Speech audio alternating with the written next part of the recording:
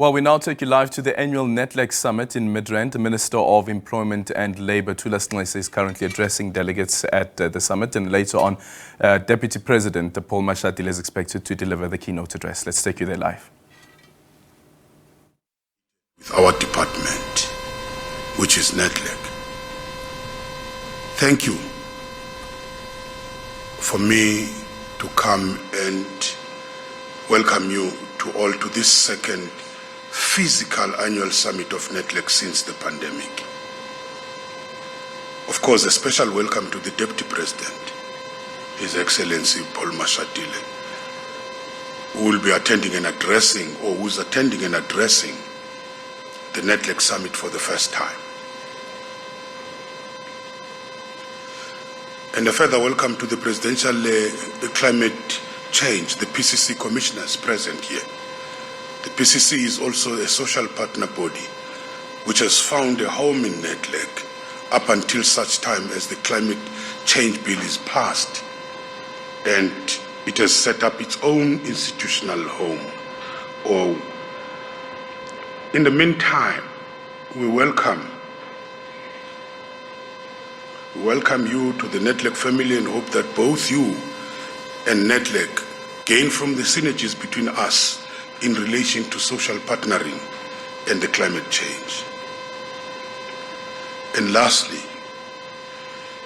a welcome to the new entrant to the Nedlac, that is the South African Federation of Trade Unions, SAFTU, which has met the requirements to become part of the organized labor.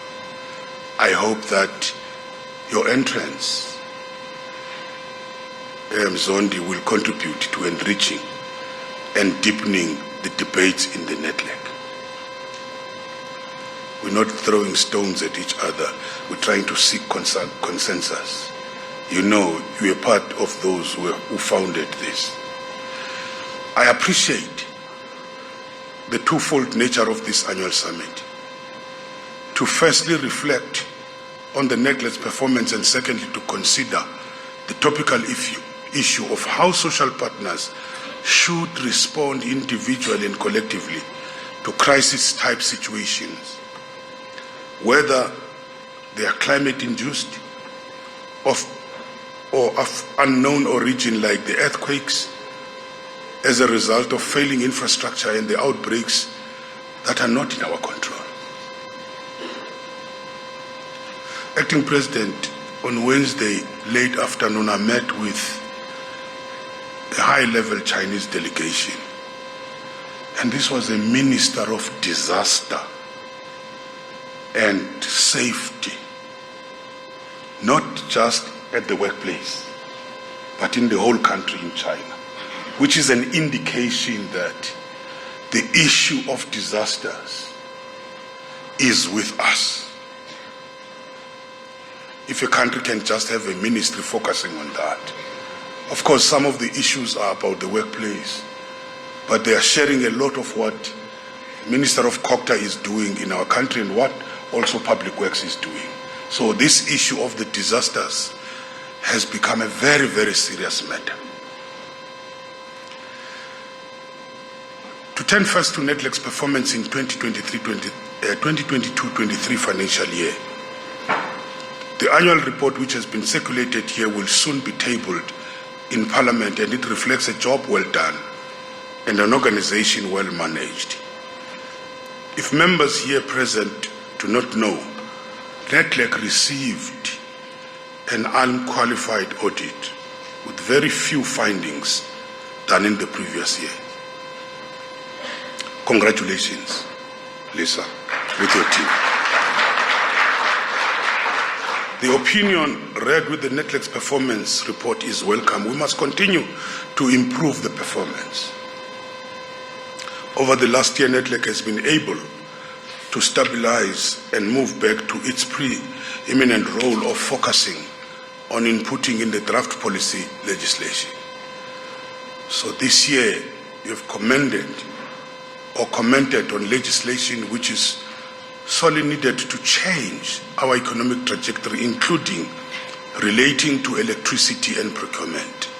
You've also considered bills relating to the gender-based violence and education, all pressing issues facing us.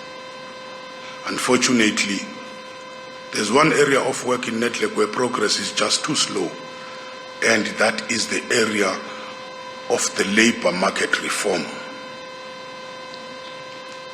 In the early 2021, after the business, labour and government had tabled their proposals for labour law reform, I had hoped that within 6 months or 8 months, we would have reached an agreement on a number of changes that would improve the efficiency of the labour market without disturbing. Some of the amendments proposed by the parties included improving the functioning of the labour court and the collective bargaining, which ensured that in practice the rights of workers are realized. However, the process is ongoing and we are now too late for this parliamentary cycle. I think the leaders will realize that. There are other legislations which I should have submitted to the Deputy President and have not yet submitted because they are held in the consultative processes which tend to take too slow. I hope, however, that you continue to make the progress and use this opportunity of extra time to extend the ambit of your deliberations. This should include considering extending the rights of workers to non-standard employment relations. As an example, the gig worker or the gig economy workers and situations of remote work in the advent of the changing world of work. But I must emphasize this one, Deputy President. The issue of the backlogs in the Labour Court has compromised a lot of workers. And the issue there is the few judges who are overworked in the Labour Court. It's a very, very serious matter, which I think we've long been discussing. Unless we add the capacity of the judges, we will compromise a lot of workers. There are cases which have gone 3 to 4 years because there are no judges. This is a very serious matter we have to look at. While shifting back to inputting into the laws and policy, you have not neglected more pressing and urgent issues which require collaboration between social partners. As part of this summit, you are launching a report on the work you did when you set up a rapid response task team during the COVID pandemic, subtitled Learning the Lessons, Creating a Legacy. Last year, you tried to extend that rapid response approach to the high food and fuel prices. This is also an important issue that the social partners should remain seized with, both seeking ways to address the high prices and mitigating the impact on hunger and poverty. Nedlac has also made progress on becoming fit for purpose. This has also involved a review of the Nedlac Act, the Constitution and protocols which govern how the social partners work at Nedlac. I hope that the revised protocol approved earlier in the year is assisting the social partners to add more value to processes. The stronger the processes are to discuss the laws and policy in Nedlac, the more likely it will be that you can influence changes down the line, including in Parliament.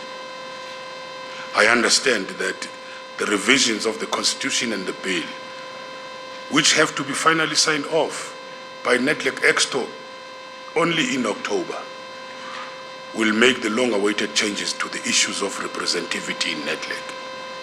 So the changes put in place, they put in place stronger procedures to broaden the Nedlac's reach without diminishing the stature of the significant stakeholders in the economy and the labour market. The second focus of this summit is on social partners responding and building resilience to perilous and crisis-type situations. Just 2 months ago, we all watched in horror. As part of the Bree, now Lillian Ngoyi Street in Johannesburg, collapsed in the city and was left, and the city, the inner city was left without services for many days as the different parts of government sought to work out the cause and the most appropriate response. Whether these events are natural, man-made or climate-induced, which at some point was man-made, we have to accept them as part of our new normal.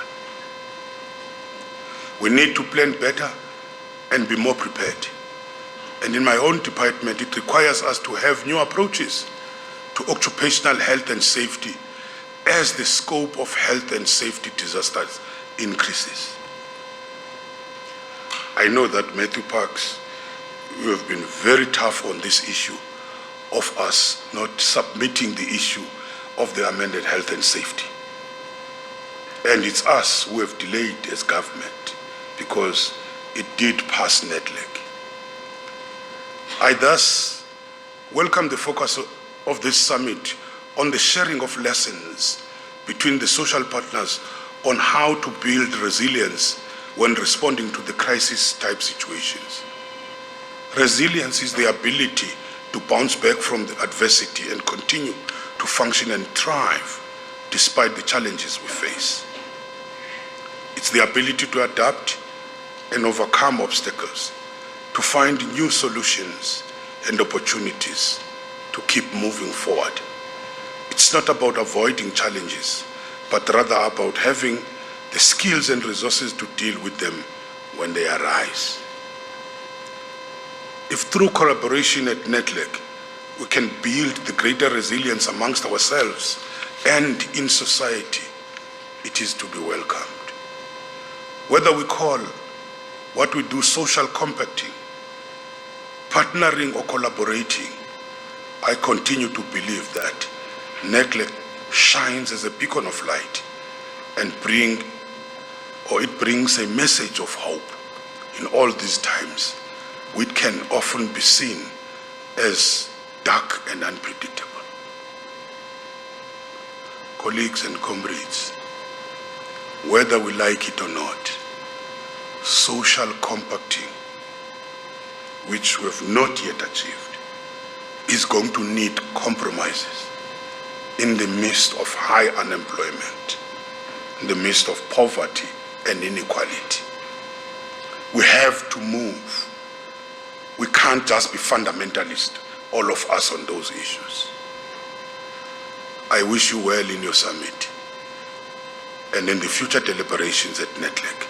And I would like to thank my government colleagues and the social partners and the Secretariat for their ongoing contribution to Nedlac. But before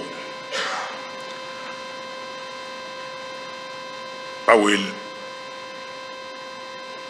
rely on the program director. And then she says I must introduce the Deputy President, the Acting President, His Excellency Deputy Paul Mashatile. And as you all know, DP Mashatile was the Minister of Arts and Culture. And before that, he was the Premier of Gauteng in several capacities as MEC and also as Deputy Minister. And prior to his public service responsibilities in Gauteng and in the national government, he served the country as a political activist. His profile from his youth days during the apartheid is rich and shows commitment to building this united, non-racial, non-sexist, democratic South Africa, and a prosperous one. Deputy President, you know, in our youth days, when we were still forming NUSA, we were already leading us in the UDF. So a deeper look at the Deputy President Paul Mashatile tells the story of a dedicated experienced, and politically mature leader. And as you are in this office, Deputy President, which happens with all the politicians, there's going to be a lot of mud thrown at you. But that is for another day. Over to you, Deputy President. Thank you.